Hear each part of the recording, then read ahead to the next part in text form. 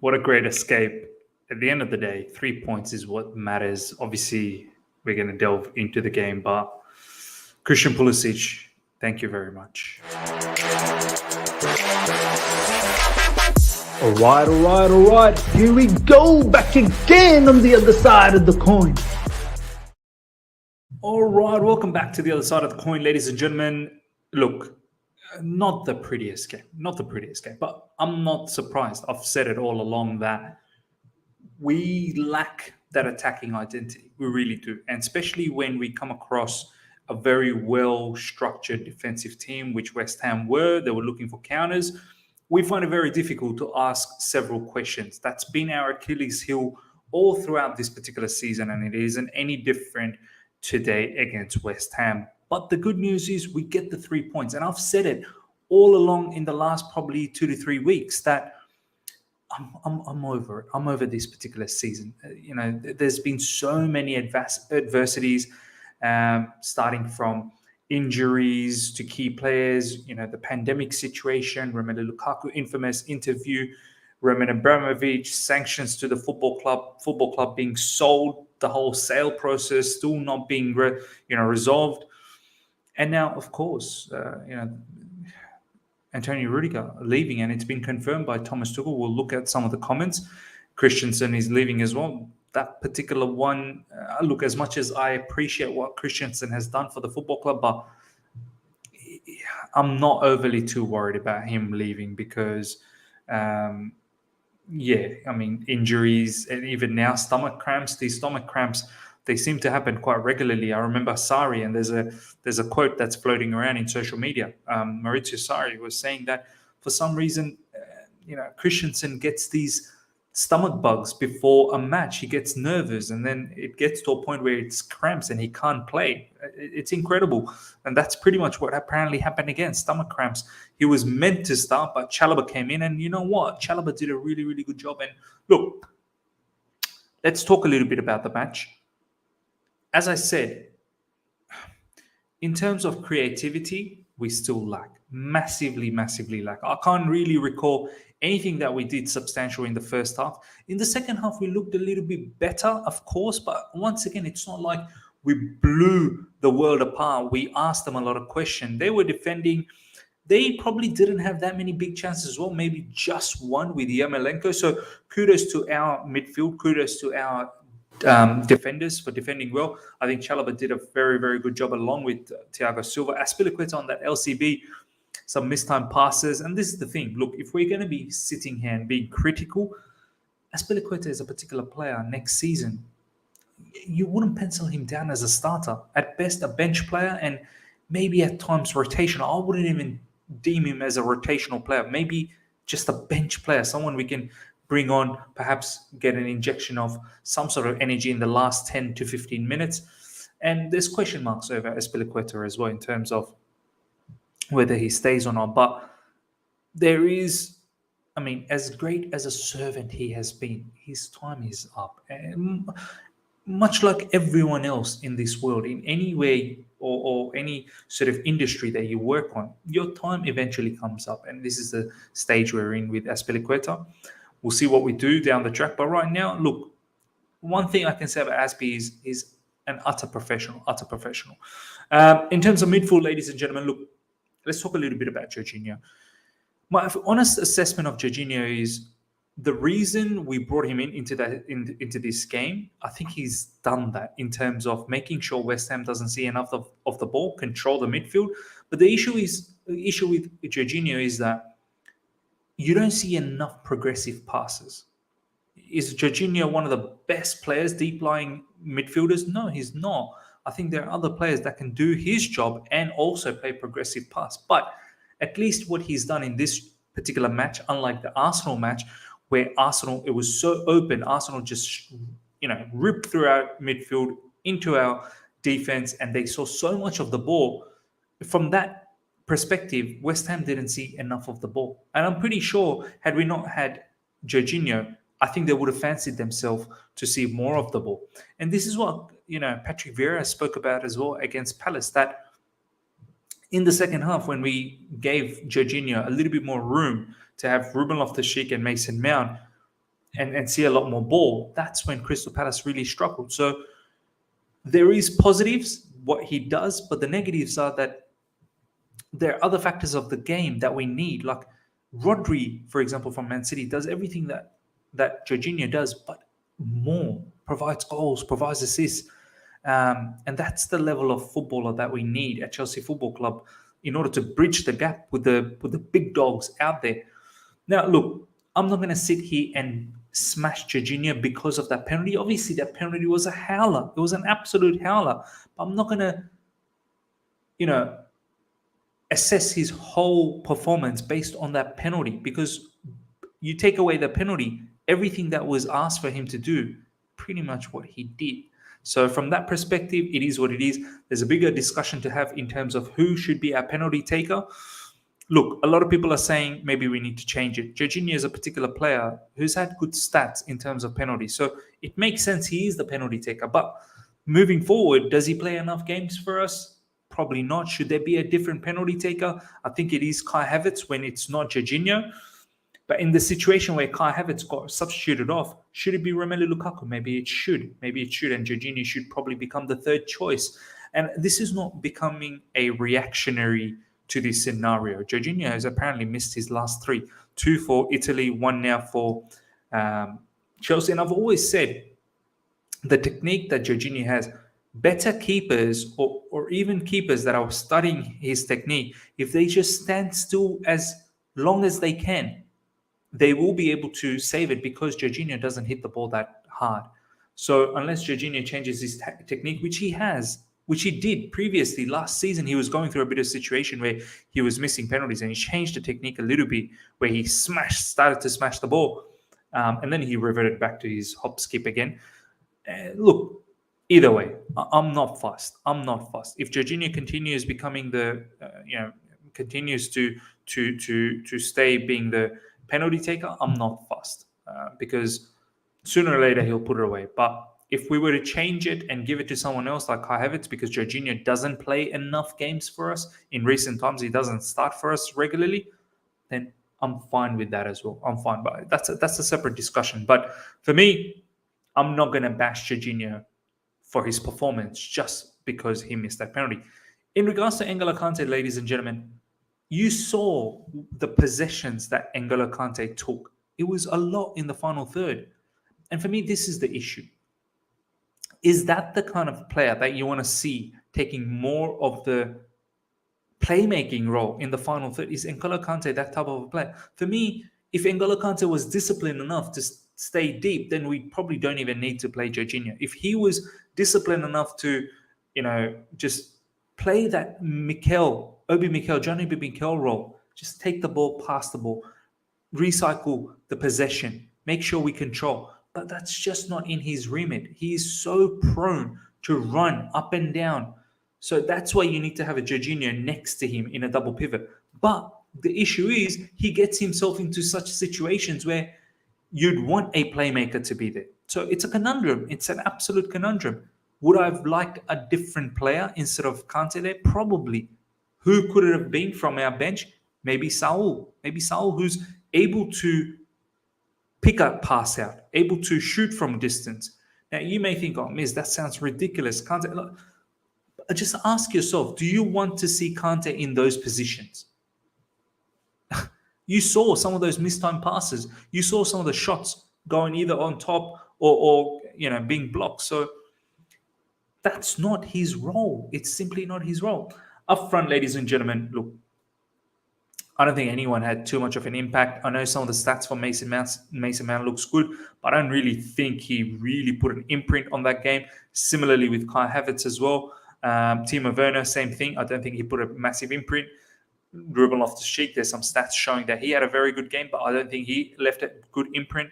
At least with Alonso, you've got yourself a really key assist. But besides that, it was very mediocre, average, which is fine. I suppose at the end of the day, we got the 3 points. But the substitutions, of course, they made an impact. Lukaku looked a lot more livelier to me. For some reason, he was moving with a lot more buzz, with a lot more, electricity in him. With like it looked like he cared all of a sudden. So I would like to see him do that a little bit more, maybe off the bench. I know some people are saying Lukaku should start now. Calm down. I don't think he should. Another performance off the bench. Let's keep seeing what he does off the bench. Wins that penalty, which we missed, but we got that red card, which luckily opened up a bit more space for our attackers. And luckily enough, Alonso does really well. I think Mason Mount passed it to Alonso, so that was a very good play for Mason, releasing that ball for Alonso. Alonso then does a very good cross, cutting it back in. And Christian Pulisic, another player that produced impact. I think Ziyech as well had some sort of impact, but it didn't have the final quality. So the subs worked out. But in regards to Christian Pulisic, a lot of people say, Miz, you've been hating on Christian Pulisic. You've been hating on Christian Pulisic. I haven't been hating on him. I've got no reason to hate a player. I'm a grown adult. Why am I going to hate on a player? This guy is a Chelsea player. What I've said previously is that, he's been inconsistent. Injuries have hurt him. Sometimes the finishing is a bit of an issue. But over the last sort of a month and a half, probably 2 months, he's probably been fairly consistent. Take away that Real Madrid game where he came off the bench and he missed a couple of half chances, some clear-cut chances as well, and the fan base was after him. I wasn't after Christian Pulisic that day. I actually took time to praise the team and ensure that what a war that we had, what the Warriors in that particular game, produced a very good game. So, look, I've not been going after Christian Pulisic one bit. I've actually been advocating that he's shown some sort of consistency in recent times and he should start. But I guess the bad thing for him was Timo Werner started to show some form and Timo started to get some minutes. And now a lot of people are saying, Timo had a couple of bad games, or this one was a bad game. Now bring back Pulisic. Look, you can't keep doing up and down. For the time being, you keep with Timo, and Christian Pulisic off the bench will give us that impact. And hopefully that hunger will then drive him to start. But for me, I'm very happy. I'm very happy that Christian Pulisic scored. And I hope he continues in that matter because, that Real Madrid performance wasn't the greatest. So, look, I want to see what now Christian Pulisic, Romelu Lukaku, and even probably Ziyech does off the bench again against Man United. I would still keep it the way it is and not break up Havertz, Werner, and Mount just after one of these performances that didn't work out for them.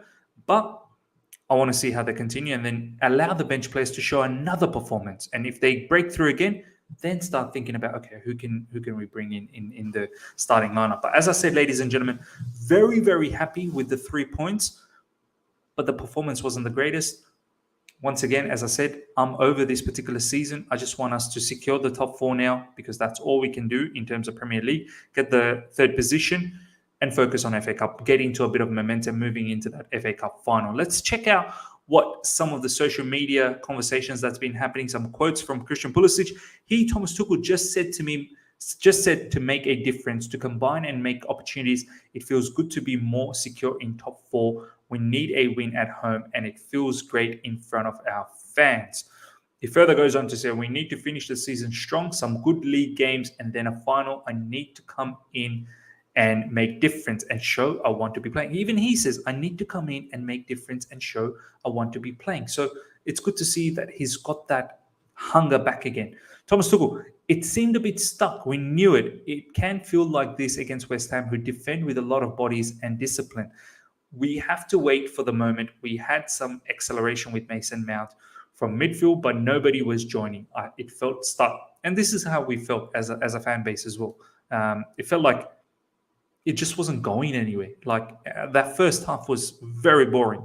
And the second half was probably boring as well, up until probably when the subs came on. Thomas Tuchel on Jorginho's penalty. It works for us normally to 100%. It was never necessary to change. It can happen. Hopefully it's an unusual thing. He's disappointed, but happy he could turn it around. Happy we could turn it around. And look, Thomas Tuchel knows, Jorginho, all of a sudden, off the back of this penalty miss, he doesn't become a bad penalty taker. The stats say he's a good penalty taker. But do we want to change it for the broader perspective? That's something to talk about. Thomas Tuchel and Christian Pulisic, I'm happy for him. I told him he had a good impact. Romelu was involved with the penalty. Hakim was dangerous and Puli got the goal.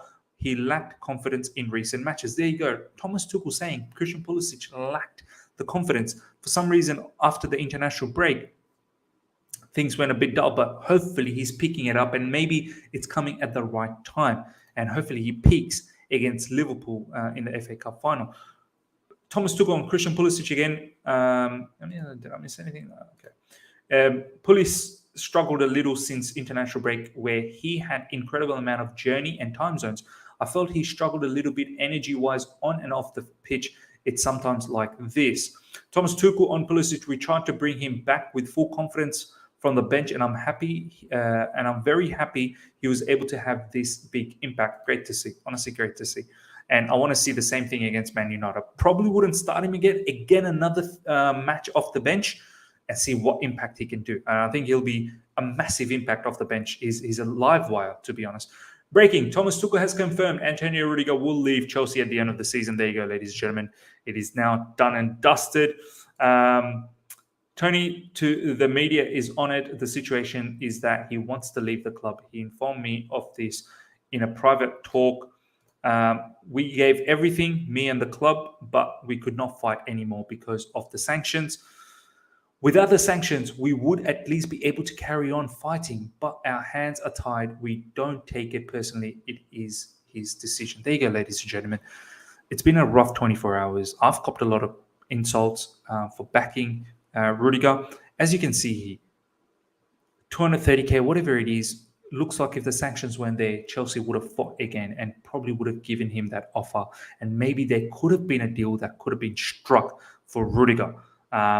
Thomas Tuchel loves this guy. Thomas Tuchel loves Antonio Rudiger. And I'm pretty sure wanted him to stay. And I'm pretty sure Rudiger wanted to stay as well. But the situation is as it is. We've got the sanctions. We can't do anything. Our ownership situation, don't know when it's going to get sorted. And Rudiger's got to make a decision. He's got a family to look after. He's got a family to feed. And he's doing what needs to be done. And we got to move on as well. And that's what I'm going to do as well. I've got to move on. I appreciate all the time that Rudiger has given us. All the effort over the last 18 months or so, 2 years almost, 2 seasons. I can't forget the success we got with him. He's been an integral part of it.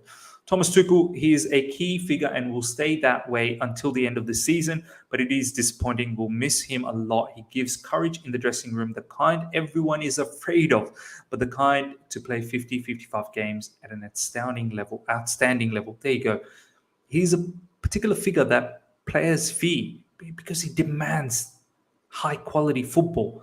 And that kind of character is invaluable, to be honest.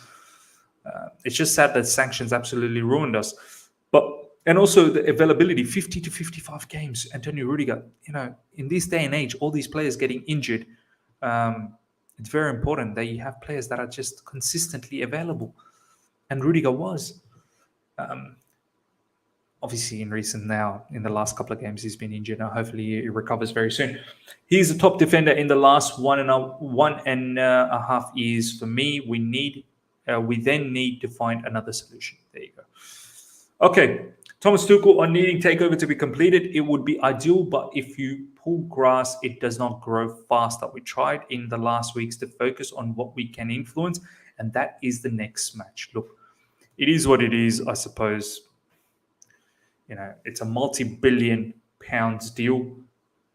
Were we a bit foolish to think that it was going to happen quickly? Perhaps we were. And now it's taking its time, but it's hurting us. That's the thing. We want to get this thing sorted so we can start planning for the summer and also start planning for a whole heap of other things, director of football, philosophy, how Thomas Tuchel wants to play, and so many things to talk about. So, look, hopefully this ownership situation happens very, very soon. Ladies and gentlemen, look, 3 points, clean sheet, and we've got a game in hand on Arsenal. We're now 5 points clear, I believe. So we're in a good position. Hopefully we go to the Man United and don't become Charity FC again. Please, I beg, don't become Charity FC.